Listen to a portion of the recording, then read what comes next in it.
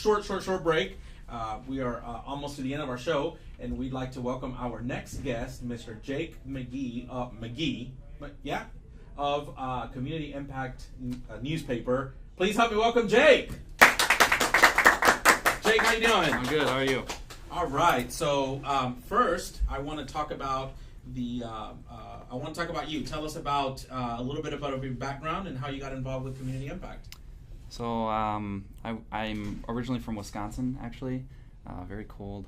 I grew up there in southern Wisconsin, and I attended a local college there, got a journalism degree, and immediately started working for my city's daily newspaper. And I just had a calling to go somewhere warmer, go somewhere bigger. Somewhere warmer. Yeah. In what place to go someplace warmer than Houston, Texas? Yeah, good choice, right? So I started looking for jobs, and I found one in June, being an editor for Community Impact. We have several papers, and we just launched in the Bay Area. Okay. And so that was this past summer. Yeah, right? We launched. Our first issue came out in August, so we've had like 6 issues. Is this the first paper that you've launched as editor? Yes.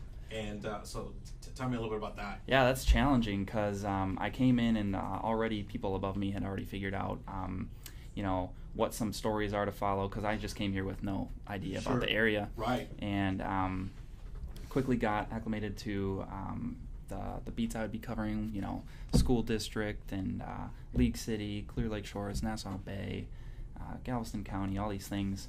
And I just dove right into it and just started attending meetings, talking to people. And there's a lot of things happening in this area. I'm quickly learning. Our January issue, we rounded up stories to follow throughout 2019, and I came up with 10.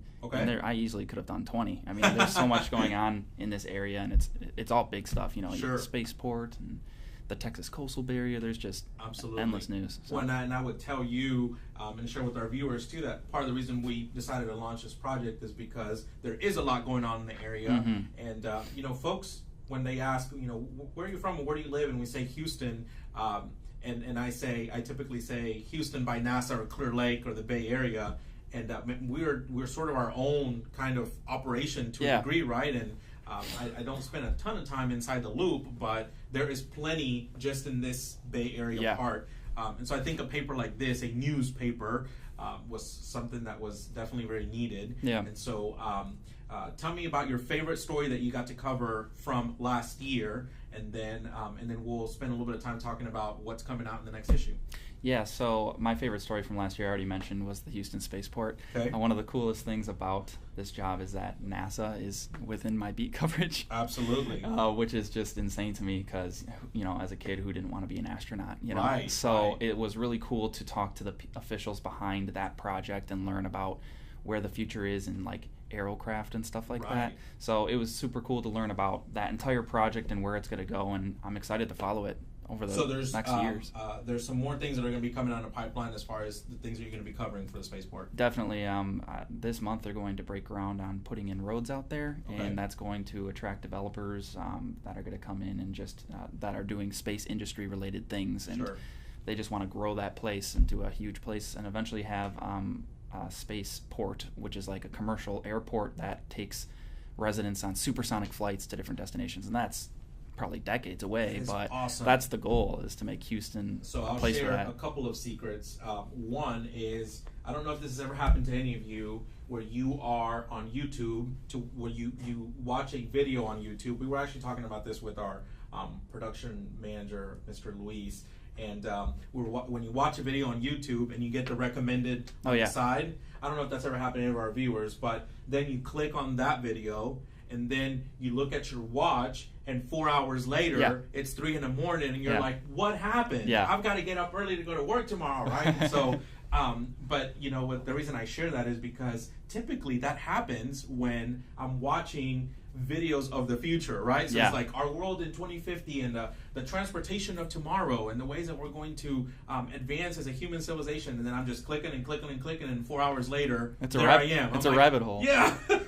You can get lost for sure, but it's also interesting. Yes, and so what a great, I think it's, what I hear you say is, growing up and you see people talk about NASA and space and travel and all that stuff, and you get to cover that kind of information and what's happening. So tell us a little about the paper. Comes out and gets mailed to folks to their homes. Yes. And in the Clear Lake area. Yes. And there's some zip codes that are going to be added down later this year, I think, is what. Yeah, we want to expand to Kemah and Seabrook. Okay, cool.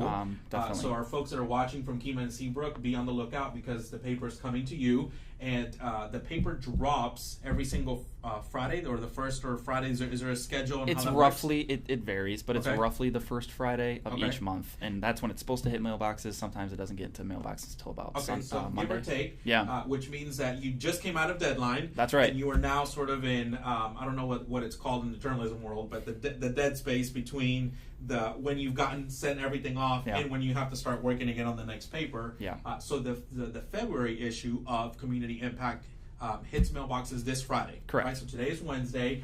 Do you have a little sneak peek about what's going to be in that paper? Yeah, definitely.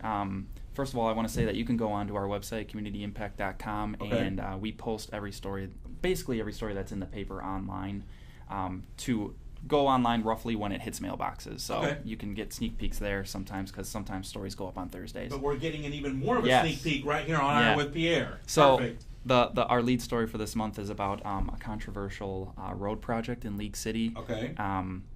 For over a decade now, League City has been pushing to expand Palomino Lane over Clear Creek. Yes. And neighbors in that area are not happy with the idea. They think it's going to increase flooding, decrease property values, and they've looked at all this data and concluded that it's not going to save residents much time. It's going to be very costly. And what's interesting about it is less than a mile down the road, TxDOT wants to expand Landing Boulevard over the creek. So they think, these residents think, if you're going to expand Landing, why expand Palomino? Absolutely. However, the city has done studies, and they believe that they like redundancy in their crossings. About one every mile makes sense. Sure. Especially when you consider road projects.